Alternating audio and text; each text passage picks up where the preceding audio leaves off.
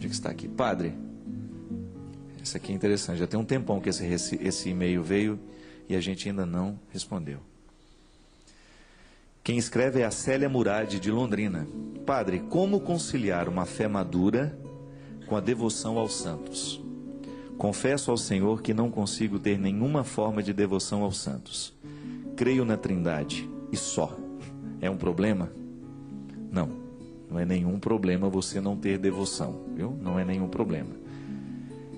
A fé madura, ela consiste em nós termos a clareza do essencial da fé.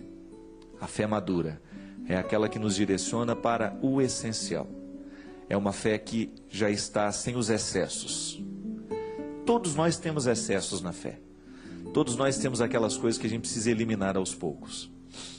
A devoção aos santos, ela entra como sendo, naquela parte do credo, né, que a gente fala, creio na comunhão dos santos. É o que a igreja nos pede. A igreja nos pede acreditar na comunhão dos santos. Acreditar na comunhão dos santos é muito mais do que ter uma devoção. E eu concordo com a Célia que em muitos momentos a expressão que nós damos à nossa devoção, o e-mail dela é mais longo, gente, eu apenas resumi. Ela fala de que muitas vezes nós somos acusados de exageros. E ela tem toda a razão. Aqueles que nos acusam muitas vezes têm razão, quando eles observam que há um deslocamento da importância da fé. Às vezes nós vemos, dentro da igreja, nós temos a presença real de Jesus sacramentado. Está lá. Presença real, concreta, o sacrário está ali. Nós acreditamos na presença real de Jesus. A pessoa entra, ela não tem nenhuma reverência ao altar. Ela vai direto na imagem de Santo Expedito. Está errado. Você tem todo o direito de ter a sua admiração, porque o que é devoção? É uma admiração. Você tem todo o direito de ter a sua admiração a São Benedito. Mas a sua admiração a São Benedito não pode estar acima do seu respeito à Trindade, por exemplo. A presença real desta Trindade em Jesus. Então, muitas vezes, estes exageros acontecem o tempo todo. Quando você percebe que nós nos perdemos no devocionalismo. O devocionalismo corre o risco de ocultar os aspectos importantes da fé. Assim como a devoção mariana também precisa ser equilibrada. E eu sempre tomo cuidado, porque eu dava aula na teologia, agora não mais, mas dava aula e esbarrava o tempo todo nesses tratados teológicos, né? Uma das principais heresias que nós podemos ter em relação a Nossa Senhora é justamente a gente esquecer a humanidade dela. Em muitas devoções, Nossa Senhora é uma deusa, e não é. Nós vamos tomar esse cuidado. O respeito à Nossa Senhora, o nosso amor à Virgem Maria, não pode colocar-nos, não pode nos fazer esquecer que ela só é quem ela é porque ela gerou o Filho de Deus. Não foi o contrário. Não foi Nossa Senhora que deu divindade a Jesus. Foi Jesus que deu divindade a Nossa Senhora. Então ela está como a primeira cristã, como sabiamente Padre Zezinho diz. Padre Zezinho tem uma teologia mariana muito bonita. Ele ensina com muita facilidade a teologia mariana. Ela é a primeira cristã, porque ela foi a primeira a ser beneficiada com o mistério da encarnação. A presença de Deus no seu seio. Mas eu não posso fazer Nossa Senhora virar a minha deusa agora. Não. Nem ela quer isso, minha gente. É intercessora. É intercessora. É aquela que está, digamos assim, no patamar mais elevado daquilo que a humanidade já alcançou.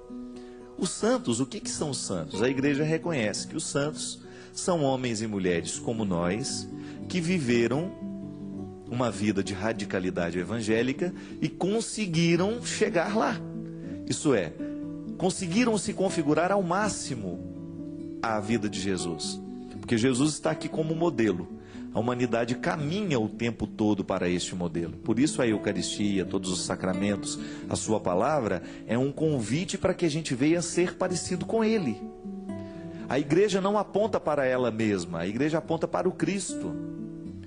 O Papa não quer que a gente seja como ele, não. O santo não quer que a gente seja como ele. O santo quer que a gente seja como o Cristo. Então, quando eu olho para São José, quando eu olho para São Benedito, aí sei lá, essa montoeira de santo, né? Graças a Deus temos muitos. Foram muitos homens e mulheres que conseguiram chegar lá, neste nível de humanidade santificada, que a igreja reconheceu. Então nós olhamos para eles e nós admiramos. E quando a gente admira alguém, é natural que a gente queira algumas coisas daquela pessoa, não materialmente, não. Eu olho para aquele rapaz, eu acho que ele é muito bom no que faz, então eu sinto vontade de ser como ele. Este é o primeiro significado da devoção. É a gente se identificar com o jeito dele, mas não é colocá-lo acima de Deus. Então, os santos são homens e mulheres que podem esperar uma vida de santidade, mas eles não são o destino final da santidade. O destino final da santidade é Jesus. Eu não tenho que querer ser como Santa Teresinha lá no final, não. Eu sou como Santa Teresinha em algumas coisas aqui, porque o meu destino é chegar lá, em Jesus. Da mesma forma como ela só ficou santa, porque ela tinha Jesus como referência para ela. Ela não tinha ela mesma como referência de santidade.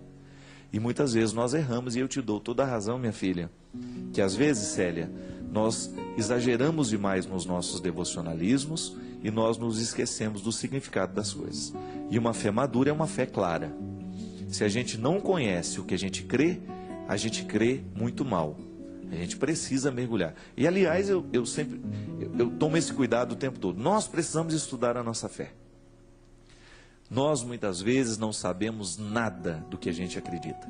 E qualquer perguntinha que alguém que já conhece um pouquinho mais a Sagrada Escritura, ou que conhece uma outra teologia que não é a nossa, e que nos coloca na parede, a gente já não tem mais respostas. Não pode ser assim.